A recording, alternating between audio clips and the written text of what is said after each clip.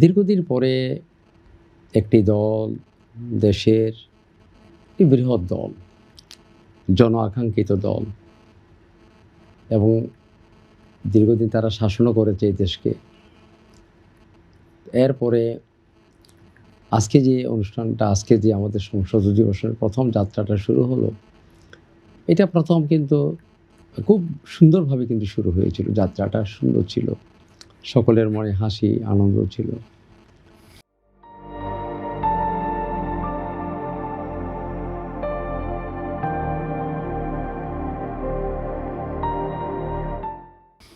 তো এটাও ঠিক, আবার এটাও ঠিক। আমরা শুনছিলাম যে জামায়াতে ইসলাম এটাকে বর্জন করবে তারা। এগুলো কিন্তু শোনা গিয়েছিল, নানাভাবে আমরা শুনেছিলাম। তবে শোনাটা ওইভাবে না শুনলে ভালো হতো। আজকে যে ঘটনাটা ঘটলো আমরা কিন্তু খুব দুঃখিত মর্মাহত।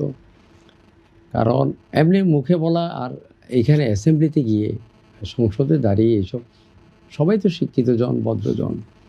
আর জামায়াতে ইসলাম একটা ধর্মীয় মূল্যবোধে বিশ্বাস করে। আমি তাদের থেকেও সুন্দর মানে তাদের কি বলবো, অংশগ্রহণটা কিন্তু সেভাবে আশা করি। কারণ আমরা এখন দেশ কিন্তু ২ টা বিরোধী দল এবং আমাদের সরকারি দল, ২ দলের মধ্যেই কিন্তু সংযুক্তি আছে। সেখানে অন্যান্য যারা দল ছিল তারা কিন্তু সেখানে আমাদের সঙ্গে অ্যালায়েন্স হিসাবে তারা কাজ করছে। তো প্রথম যেই আমরা তো ছিলাম সেখানে, এই যে আমাদের সুব্রত বাবু ছিল, আমাদের সবাই ছিলাম আমরা। দেখেছি। প্রথম কিন্তু তারা আমরা খুবই করতালির মাধ্যমে নানা প্রস্তাবগুলো যখন উত্থাপিত হয়েছে, বেগম খালেদা জিয়া সহ নানা প্রস্তাবগুলো যখন উত্থাপিত হয়, তারা কিন্তু সবাই সানন্দে অংশগ্রহণ করেছে এবং সেভাবে কিন্তু তারা সমর্থন দিয়েছে। ভিন্ন প্রেক্ষাপট তৈরি হয়েছে কিন্তু রাষ্ট্রপতিকে নিয়ে। এটাও কিন্তু আমার মনে হয়, হ্যাঁ, রাষ্ট্রপতি থাকবে, তারা যদি বয়কট করে করতে পারে, কিন্তু একটা শোভনীয়ভাবে করলে ভালো। কারণ আমরা যখন বড় হয়ে যাই, আমরা যখন একটা অ্যাসেম্বলি সবাই কিন্তু তাকিয়ে আছে, দেশ বিদেশের সকলেই।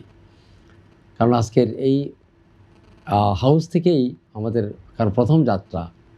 এই যাত্রা থেকে কিন্তু মানুষ অনেক কিছু আশা করে।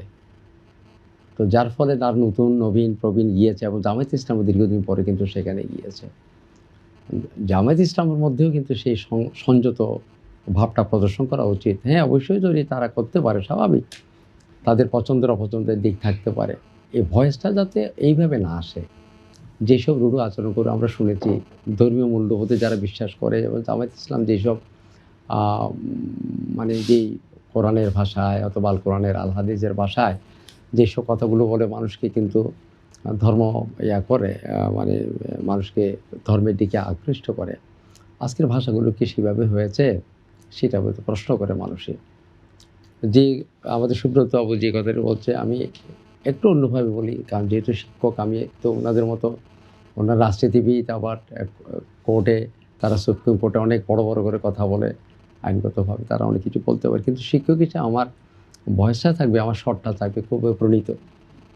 তো যার ফলে আমি অতটুকু বলতে চাই না। যেটা হয়েছে আমার মনে হয় জাতি কিন্তু দুঃখ পেয়েছে। এখানে দল, মত, ধর্ম, বর্ণ সকলেই কিন্তু আজকে চেয়েছিল। সকাল থেকে তারা চিন্তা করছে আজকে প্রথম অধিবেশন বসবে। দীর্ঘদিনের কাঙ্ক্ষিত আশাগুলো আমরা পূরণ করব।